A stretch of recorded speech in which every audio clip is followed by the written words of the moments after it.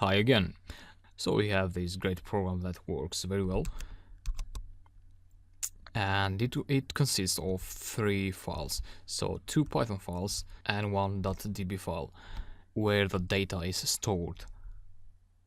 And this is good. We can execute the scripts like this, so using Python, and we get the program displayed. But think of if you want to give your program to someone else, you can just tell them, oh, install Python, and you can execute the program by going to the terminal and invoking Python and the script.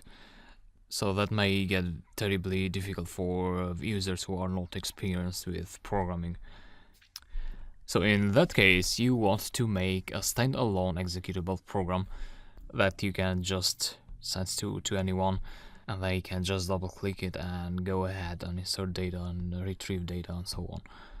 So in this lecture, I'll show you how to make an executable file, and you will make that file whether you are on a Mac or Windows or Linux.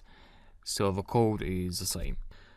And there exists a great library to make standalone executables. That is the PyInstaller.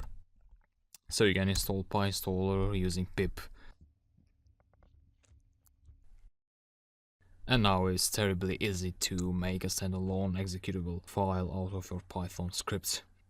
All you have to do is call PyInstaller and then point to your script. So in this case, our main script is frontend.py. So that's the script that is holding all the code, and it also imports the backend script. So we want to point to that file. And if you leave it like this, you'll get a .exe file if you are on Windows, a .app file if you are on a Mac, and together with those files you'll also get a bunch of other files that are associated with your program. The benefit of that is that it gets easier to troubleshoot any errors that you may get. So you have lots of files, and then you can go to those files and find the error and so on. But if you want to be practical, you'd want to pass a parameter here called one file. So that will create a single executable file for you. And in this form, you'll also get a terminal, a command line displayed on the background of your graphical user interface. So if you don't want that, you can specify another parameter called windowed. So like that, and execute. And you'll have to wait a while. And my executable was created. So if you were on a Mac, this would be a .app file. So mine is here, the dist folder.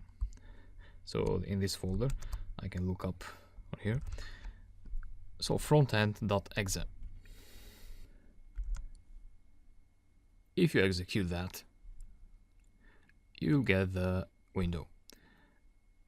And as you see, you also got the books.db file generated. So by default, this only creates the executable file. Then when you execute the program for the first time, remember that we had a connect function in the backend script. So that function creates a database. So that's what this did. And if you view all now, you don't have any rows, so you don't have any data because this was created from scratch. So in case you want to have the existing database, you'd want to give to your user both the executable file and the existing database that you have. So for instance, let's say this doesn't exist, and I can go to my existing database, and if I put it here, so Python knows where to search for the database. Now if you view all, you'll get the data from the existing database. And we can make a quick test. Let's add the book, the great shirt, the tailor, and year 1913, and put a number there. Add the entry, and the entry is added to the database. And you can close the program, and that's it. Hope you enjoyed this, and I'll see you in the next lecture.